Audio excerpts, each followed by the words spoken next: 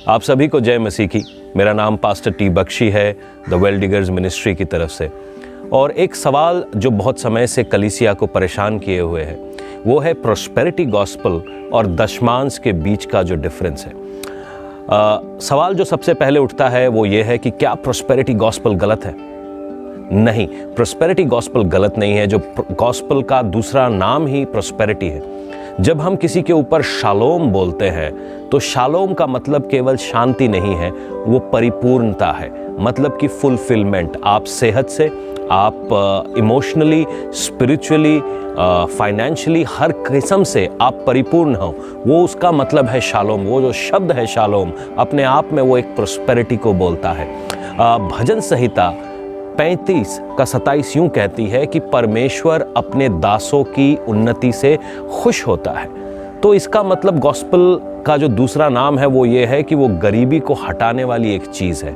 जहाँ कहीं पे भी गॉस्पल को रिसीव किया गया, जिस किसी भी देश में गॉस्पल को रिसीव किया गया, गॉस्पल के हिसाब से उन्होंने अपने देश को बनाया, वो सारे के सारे देश आज प्रॉस्परस हैं, बढ़िया हैं। और बहुत सारे लोग जो फाइनेंशियल टीचिंग है, बाइबल में 1000 से ऊपर फाइनेंशियल टीचिंग्स हैं या फाइनेंसेस के बारे में आयतें हैं, प्रॉमिसेस हैं। तो वो जो सारी आयतें हैं वो आपके और मेरे जीवन में हाँ और आमीन के रूप में हैं।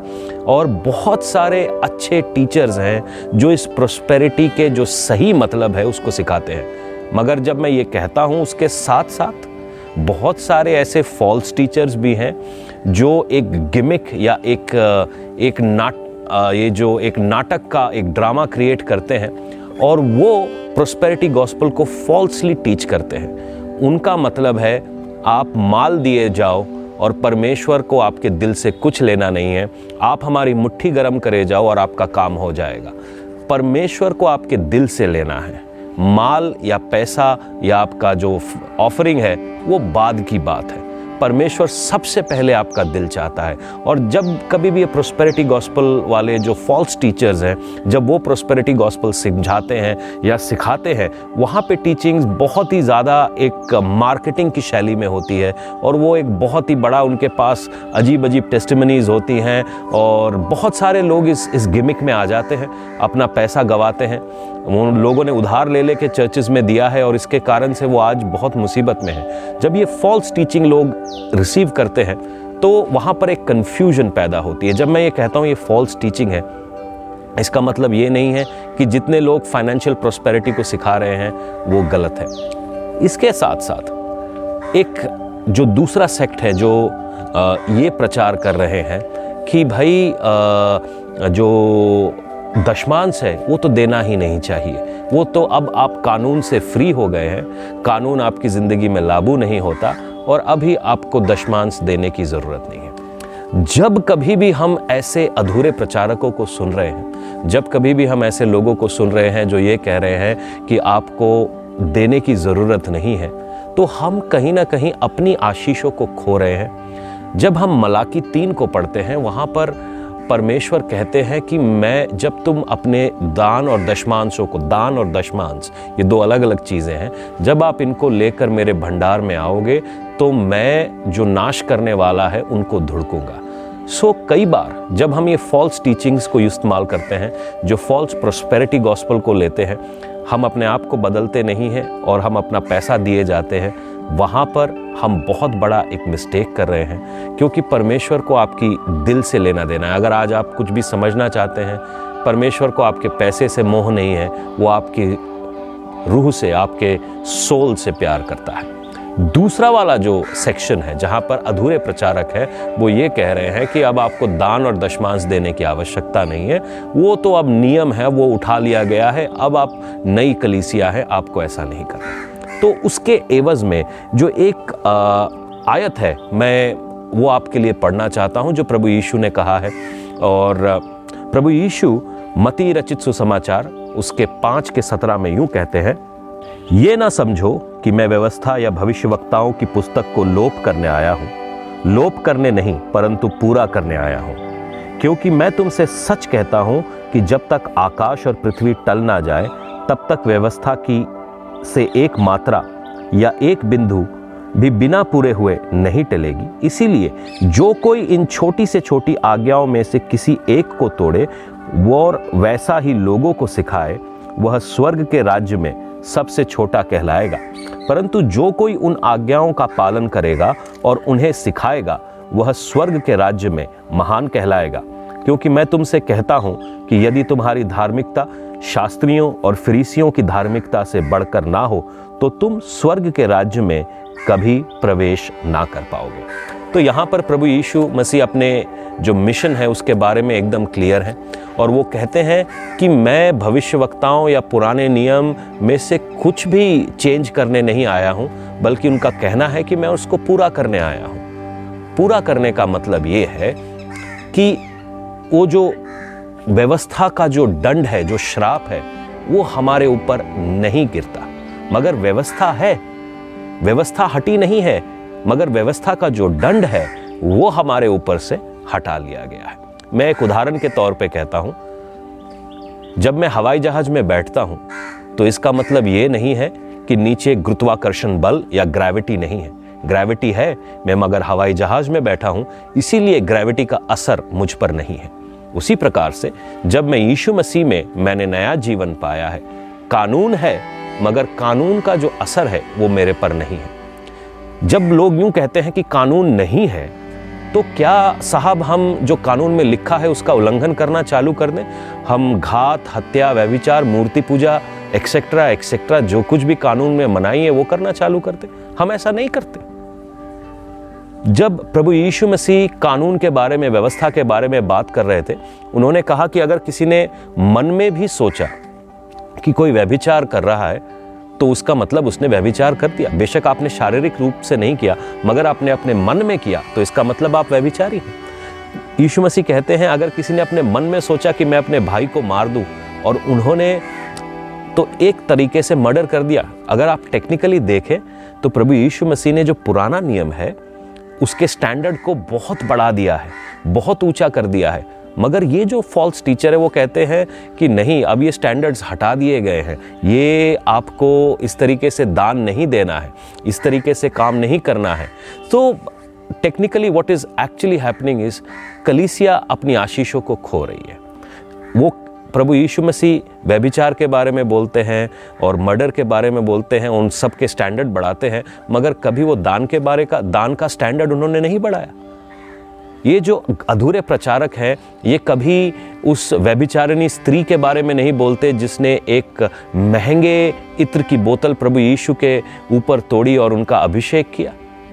वो कभी भी इसके बारे में नहीं बोलते। जब बाकी सब चेले कह रहे थे कि इतना महंगा तोड़ने की क्या ज़रूरत थी, हम गरीबों को दे देते।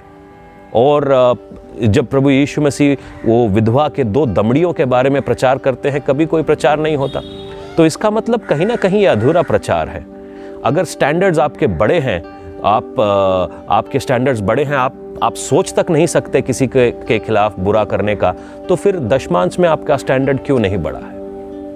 तो ये एक बात जो मैं आपको आज कहता हूं कि अगर आप ये वचन आप तक पहुंच रहा है तो इसके बारे में थोड़ा प्रार्थना करिए, थोड़ा सोचिए।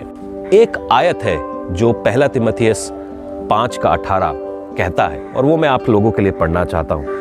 वहां पर यूं लिखा है, क्योंकि पवित्र शास्त्र कहता है, दावने वाले बैल के मुंह को ना बांधना, क्योंकि मजदूर को अपनी मजदूरी का हक है। दावने वाले बैल के बारे में पवित्र आत्मा प्रेरित पौलुस को प्रेरित करता है और कहते हैं कि आप उस बैल के मुंह को मत बांधिए, क्योंकि उसका अधिकार है उस खेत में से या उस जगह में से खाना। जब कभी भी हम किसी डॉक्टर के पास जाते हैं और वो अपनी फीस मांगता है, हम कभी डॉक्टर से सवाल नहीं करते, हम बिना सोचे समझे उसकी फीस दे देते हैं। जब कभी भी हम किसी मोची के पास जाते हैं, हम कभी उससे सवाल नहीं करते, बिना सोचे समझे हम उसकी फीस देते हैं। जब कभी भी हम मैकेनिक के पास जाते हैं, हम कभी सवाल नहीं करते, हम उसका फीस उसको दे देते हैं। मगर जब कभी भी हम चर्च जाते हैं, ये जितनी भी फॉल्स टीचिंग्स हैं, ये हमारे सर के ऊपर हमला करती हैं, और हमने सारा जो तिकड़म है, जो सारी हमारी समझ है कि हमारे पैसे हमने कहाँ से बचाने हैं, हम केवल उसको चर्च के रिलेशन में वो सारा पैसा बचाना चाहते हैं। अगर डॉक्टर को अपने कमाई का अधिकार है, तो एक सेवक को क्यों नहीं? मैं थोड़ा क्रिकेट पसंद करता हूं, तो इसके बारे में जब मैंने थोड़ा सा रिसर्च किया, मैंने देखा कि जो BCCI है, BCCI ने जो अपनी पहली जो टीम बनाई थी, जो Indian cricket board of control of Indian cricket है, उन्होंने जो अपनी पहली टीम बनाई थी, वहाँ पे कुछ लोग थे जो मतलब प्रोफेशनल नहीं थे, और वो लोग इकट्ठा हुए, उन्होंने अपना सारा सामान इकट्ठा किया और पैसे इकट्ठा किए और एक टीम बनी, और वो टीम बाहर खेलने को गई, शायद इंग्लैंड गई थी, उनका पहला टूर इंग्लैंड का था, और इंग्लैंड में गए और वो हार के वापस आ गए। वो अपने काम में परफेक्ट इसलिए नहीं थे क्योंकि उनमें से कोई भी प्रोफेशनल नहीं था, मगर जब हम आज 2021 की इंडियन क्रिकेट टीम को देखते हैं, वो वहाँ पे सारे के सारे प्रोफेशनल हैं।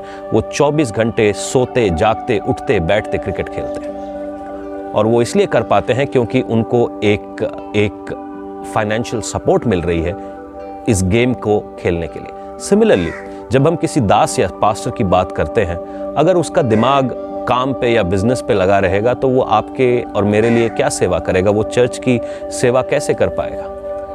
तो जब हम चाहते हैं कि चर्च हमारे को अच्छा फीड करे, स्पिरिचुअली अच्छा फीड करे, तो इसका मतलब ये है कि कहीं ना कहीं हमें भी चर्च को स्पिरिचुअली फीड करना है, उसको उसका देखभाल करना है। अगर आज आप ये मैसेज देख पा रहे हैं तो किसी ने इस कैमरा का दाम चुकाया होगा, किसी ने अपना समय छोड़कर इस कैमरा से इस मैसेज को शूट किया होगा, किसी ने इसको एडिट किया होगा, किसी ने इसको इंटरनेट के जरिए ऊपर चढ़ाया होगा, और ये सब बड़े मेहनत का काम है, ये बड़े मेहनत का काम है। क्यों ना हम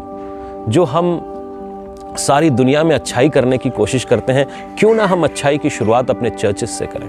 अगर आज आप किसी होटल में जाते हैं और वहाँ खाना खाते हैं तो वहाँ आप पे बिल देना आपका फर्ज है, मगर जब कभी भी आप आत्मिक भोजन किसी भी मीडिया मिनिस्ट्री से ले रहे हैं या आप अपने चर्च से लेने हैं, तो उस चर्च का देखभाल करना, उस चर्च की वेलबींग का ख्याल रखना, ये भी आपका फर्ज है। अगर आज आप कुछ समझना चाहते हैं तो मैं चाहता हूं कि आज पवित्र आत्मा से पूछें कि परमेश्वर आप सही मार्ग हमें दिखाइए। जो दुनिया भर में चर्च के अंदर एक रिसर्च है, उस चर्च के अंदर ये रिसर्च है कि 8 से 9% लोग केवल दशमांश देते हैं, बाकी जो 90% लोग हैं या 91% लोग हैं वो दशमांश में विश्वास नहीं करते। और कहीं ना कहीं इसी कारण से हमने शायद अपनी जो ब्लेसिंग है या आशीषें हैं उनको खो दिया है। आज वचन इसलिए नहीं है कि मुझे कोई फंड रेजिंग करनी है, ये वचन इसलिए है कि आप इस झूठी शिक्षा में से बाहर निकलें और परमेश्वर ने जो आशीष आपके लिए रखी है उसको आप इस्तेमाल में लाएं। बीज को अगर खा जाएंगे और वो ज़मीन पर, सही ज़मीन पर बोया नहीं जाएगा तो वो फल नहीं लाएगा। सही ज़मीन से मेरा मतलब है एक ऐसी सेवकाई जो रूह और पूरी सच्चाई से आपकी सेवकाई कर रही है। मैं ये नहीं कह रहा हूँ कि सारे चर्चेज़ सही हैं। मैं बहुत सारे ऐसी जगहों के बारे में जानता हूँ, ऐसे चर्चेस के बारे में जानता हूँ जहाँ पे शायद मिस अप्रोप्रिएशन ऑफ फंड है। अगर आप भी किसी ऐसी जगह पर हैं जहाँ पे पैसों का गलत इस्तेमाल हो रहा है तो शायद वहाँ से हट जाइए और ऐसी जगह को ढूंढिए जहाँ ईमानदारी और सच्चाई से आराधना चल रही है। और उस जगह के ऊपर जब आप अपने बीज को बोएंगे तो परमेश्वर अपने वचन के हिसाब से आपको आशीष और बरकत देगा। और मैं बस आज इतना ही चाहता हूँ कि आज आप समय लें और रूह पाक से मांगे कि परमेश्वर क्या सही है। आज मैं विश्वास करता हूं कि पवित्र आत्मा आपकी अगुवाई करेगा और आपको मार्ग दिखाएगा। आपसे फिर मुलाकात होगी, तब तक के लिए जय मसीह की।